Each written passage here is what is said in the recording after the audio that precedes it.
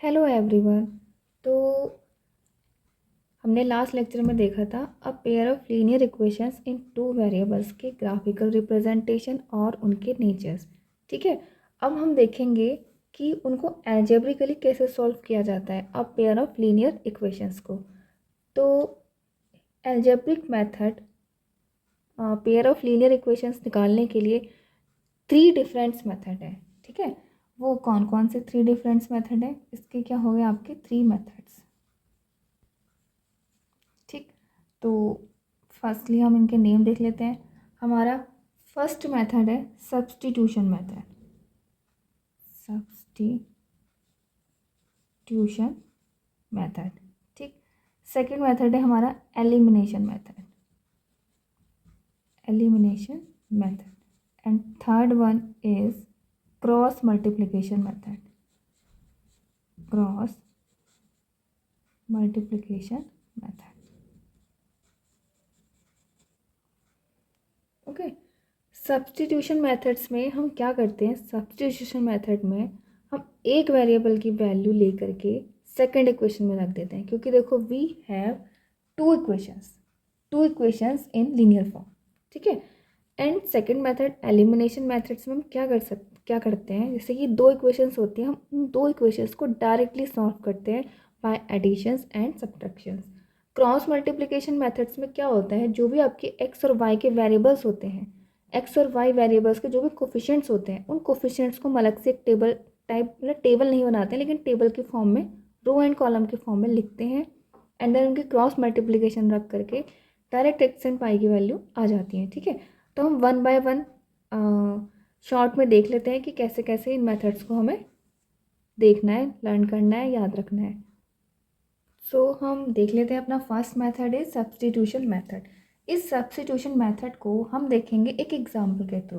ठीक है, तो मैंने एक एग्जाम्पल ले लिया है आपका x minus y is equal to 1 and x plus y is equal to 5। ठीक है, ये मैंने सबसे इजी इक्वेशंस ले लिए ताकि हम इस मेथड को क्लियर कर पाएँ फटाफट से। ठीक है, तो देखो, जैसे कि इसको हम लेट कर लेते हैं इक्वेशन 1 एंड इसको हम लेट कर लेते हैं इक्वेशंस 2। अब हम क्या करेंगे, इन दोनों इक्वेशंस में से जो इक्वेशंस इजी होती है उसको लेते हैं, और उसमें से किसी भी एक इक्वेशन को ले करके, एक इक्वेशन में दो वेरिएबल है तो एक वेरिएबल की वैल्यू दूसरे के टर्म में निकाल लेते हैं। ठीक है, तो बाय इक्वेशन फर्स्ट मैंने x की वैल्यू निकाल ली है 1 प्लस 5। ठीक है, अब इस 1 प्लस 5 को हम सब्स्टिट्यूट कर देंगे अपनी इक्वेशन नंबर 2 में। तो सब्स्टिट्यूट इन इक्वेशन 2। ठीक है, और अच्छी अच्छी लैंग्वेज आप लिख लेना। नाउ इक्वेशन 2 बिकम्स, अब हमारी इक्वेशन 2 क्या हो जाएगी? अब हमारी इक्वेशन 2 हो जाएगी 1 plus y is equal to 5। Okay, तो ये हो गया हमारा 2y is equal to 5 minus 1 that is 4, 2 2 जा 4 and now y is equal to 2। ठीक है, तो अब हमारी एक वेरिएबल की वैल्यू निकल आई है y इज इक्वल टू 2। अब हम x की वैल्यू को कैसे निकालेंगे? देखो, इस y की वैल्यू आप इक्वेशन 1 एंड 2 में से किसी में भी पुट कर सकते हो। ठीक है, तो मैंने इसको पुट कर दिया इन इक्वेशन 1 में। ठीक, तो ये मेरा आ गया x minus 2 is equal to 1 and x is equal to 3। So हमारी x और y की वैल्यू निकल आई है सब्स्टिट्यूशन मेथड से। तो सब्स्टिट्यूशन का मेन पार्ट यही है, एक वेरिएबल को उठा करके दूसरे में रख देना। ठीक, तो अब हम अपना सेकंड मेथड देख लेते हैं।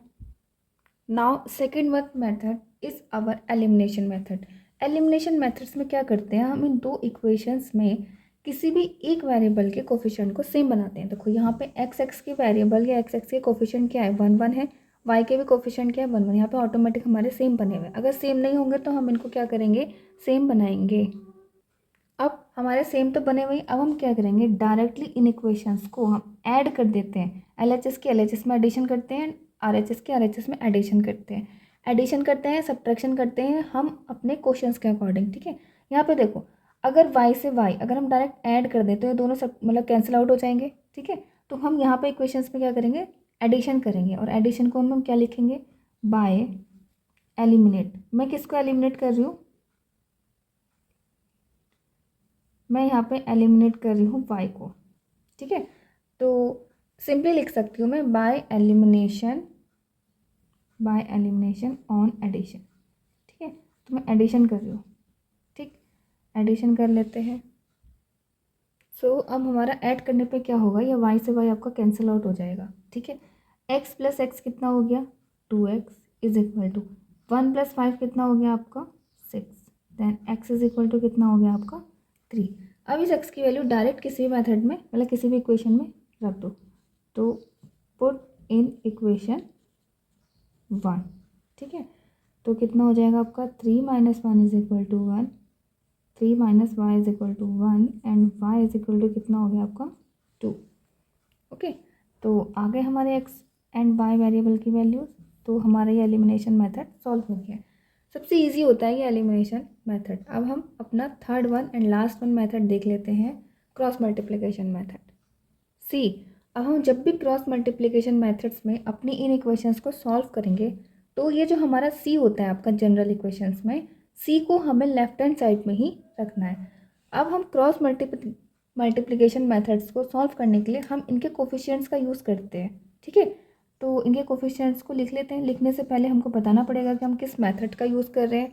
तो लिख लेंगे by cross multiplication method. Okay, तो क्रॉस मल्टीप्लिकेशन मेथड्स के अकॉर्डिंग मैंने इनके कोफिशिएंट्स को कॉलम वाइज लिख लिया है, ठीक है। तो इसका कोफिशिएंट है 1 एंड 1, इसका कोफिशिएंट है -1 एंड 1, इसका कोफिशिएंट है -1 एंड -5। अब हम क्या करेंगे, इनकी क्रॉस मल्टीप्लिकेशन करेंगे, ठीक है। लेकिन क्रॉस मल्टीप्लिकेशन करने का भी एक मेथड है, ठीक, उस मेथड को हम सीख लेते हैं। तो फर्स्टली हमको क्या लिखना है, जो हमारे वेरिएबल्स हैं उन्हीं वेरिएबल्स को लेना है। तो हम सबसे पहले लिखेंगे x अपॉन में, ठीक, फिर हम लिखेंगे माइनस का y अपॉन में, फिर हम लिखेंगे 1 कांस्टेंट अपॉन में सी। अब हम जब भी y के अपॉन वाली चीज़ लिखेंगे, तो y के अपॉन वाली चीज़ लिखने के लिए हमें मतलब सबसे पहले हम x के लिखेंगे। तो x को लिखने के लिए हमें इस x की कॉलम को हाइड कर लेना है अपने हैंड से, ठीक है। x की कॉलम को मैंने हाइड कर लिया है, ठीक। तो अब मेरे क्या बचे नंबर्स, अब मेरे नंबर्स बचे, एक कॉलम बची ये, कॉलम बची ये। तो हम मल्टीप्लिकेशन करेंगे यहाँ से। तो ये हमारा फर्स्ट स्टेप होगा, ठीक। -1 की -5 से मल्टीप्लाई करेंगे तो कितना आ जाएगा आपका 5 आ जाएगा। बीच में लगाएंगे माइनस का साइन। उसके बाद हम इस 1 की इस -1 से करेंगे तो कितनी हो जाएगी मल्टीप्लिकेशन -1, ठीक। ऐसे ही इस y वाली के नीचे के टर्म्स लिखने के लिए हम y वाली कॉलम को हाइड कर लेंगे, ठीक है। तो अब हमारी मल्टीप्लिकेशन करेंगे हम 1 की -5 से, इधर वाला है स्टार्टिंग हमें यहीं से करनी है फर्स्ट नंबर की, 1 की -5 से -5 एंड देन इस 1 के -1 से कितना हो जाएगा -1। ऐसे ही 1 की मल्टीप्लिकेशन करने के लिए हमको ये कांस्टेंट टर्म हाइड कर लेनी है, ठीक है। उसके बाद मल्टीप्लिकेशन करेंगे 1 की 1 से 1 एंड देन माइनस का साइन 1 की -1 से, तो कितना हो गया -1, ठीक है। अब हमारी जो 3 टर्म्स आ चुकी हैं, अब हमको इन्हें सॉल्व करना है और x और y की वैल्यूज़ निकालनी है। इसको हम लेट कर लेंगे फर्स्ट, इसको हम फ्रैक्शन को लेट कर लेंगे सेकंड, इस फ्रैक्शन को हम लेट कर लेंगे थर्ड सी।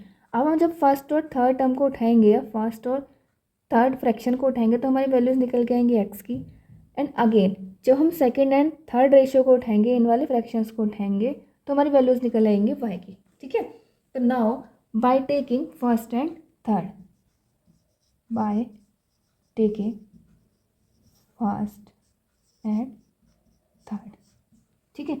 तो x अपॉन में क्या हो गया सॉल्व करके, 5 + 1 कितना हो गया 6 इज इक्वल टू ये कितना हो गया 1/2, ठीक है। 2 3 जा 6 और x की वैल्यू क्या आ गई आपकी 3 आ रही है।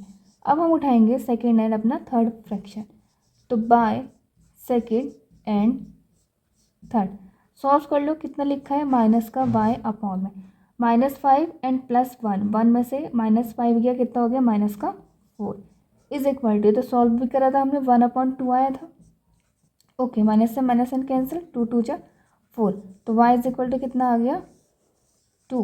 तो ये है हमारा थर्ड मेथड। इस थर्ड मेथड में बस हमारे जो मेन कॉन्सेप्ट है या मेन स्टेप है वो आपके यही दोनों हैं, ठीक है। इनके कोफिशिएंट को अच्छे से यहाँ पे लिख लेना। उसके बाद क्रॉस मल्टीप्लिकेशन का मेथड है x upon minus y upon, ये माइनस का वाई ध्यान रखना, एंड 1 अपॉन। ठीक, तो अब हम बस इसका लास्ट कॉन्सेप्ट और देख लेते हैं कि अगर लीनियर इक्वेशन लीनियर फॉर्म में दे रखी है तो हम 3 मेथड से सॉल्व कर लेंगे। अदरवाइज अगर हमारी इक्वेशंस लीनियर्स नहीं होंगी तो हमें सबसे पहले क्या करना पड़ेगा, इनको लीनियर बनाना पड़ेगा। उस वाली इक्वेशंस का भी हम एक एग्जाम्पल देख लेते हैं। सी, अब हम इन टाइप की इक्वेशंस को कैसे सॉल्व करेंगे जो हमारे लीनियर्स नहीं है। देखो, ये इक्वेशन है, ये इक्वेशन हमारी लीनियर नहीं है क्योंकि एक्स और वाई नीचे आ रहा है, या फिर ऐसा कह सकते हैं एक्स और वाई की जो पावर है वो ऊपर जाके निगेटिव में हो जाएगी। ठीक है, तो हम इन टाइप के इक्वेशंस को कैसे सॉल्व करते हैं। तो इस टाइप के इक्वेशंस में जो हमको वेरिएबल प्रॉब्लम दे रहा है, जिस टाइप का वेरिएबल हमको प्रॉब्लम दे रहा है उसी को हम अलग से लेट कर लेंगे अनदर वेरिएबल। तो यहाँ पे हम पुट कर लेंगे 1 अपॉन एक्स को कुछ भी लेट कर लो u, एंड 1 अपॉन पाई को कुछ भी लेट कर लो v। ठीक है, तो अब हमारे इक्वेशंस कैसे बन जाएंगे। हमारे इक्वेशंस बन जाएंगे 2u plus 3v is equal to 13 and 5u minus का 4v is equal to minus का 2। अब ये दोनों इक्वेशंस आपकी पेयर ऑफ लीनियर इक्वेशंस में क्या हो चुकी है, रिड्यूस हो चुकी है। तो अब आप इसको सॉल्व कर सकते हो किसी भी एक मेथड का यूज़ करके। ओके, अब देखो आपका नेक्स्ट एग्जाम्पल, इसमें क्या है, रूट एक्स आ रहा है एंड नीचे आ रहा है वाई माइनस का 2। दोनों इक्वेशंस में आपका सेम तरीके के वेरिएबल्स आएंगे या सेम तरीके के फॉर्म में आएंगे। तो यहाँ पे देखो एक्स और वाई माइनस 2 आपका लीनियर नहीं है, तो इस इक्वेशन को हम लीनियर में कैसे बनाएंगे। जो 1 अपॉन रूट एक्स है ऊपर भी है और नीचे भी है, तो इस 1 अपॉन रूट एक्स को मैं अनदर वेरिएबल पी ले लूँगी। ठीक है, let 1 upon root x is equal to p. और ये देखो y माइनस 2 भी तो प्रॉब्लम कर रहा है, अगर ये y माइनस 2 नीचे ना हो करके ऊपर आ जाए या y ही ऊपर आ जाए, नीचे माइनस 2 रहेगा कोई बात नहीं है। ठीक, लेकिन अब हम यहाँ पे अब 1 अपॉन वाई को कंसिडर अलग से नहीं कर सकते क्योंकि y के साथ माइनस का 2 उसके साथ ही आ रहा है। ठीक है, तो अब हम यहाँ पे क्या लेट करेंगे, सीधे सीधे 1 अपॉन वाई माइनस 2 को q। ओके, तो हमारी इक्वेशंस क्या बन जाएंगी, फिर हमारी इक्वेशंस बन जाएंगी 2p plus 3q is equal to 2 and 4p minus का 9q is equal to minus का 1।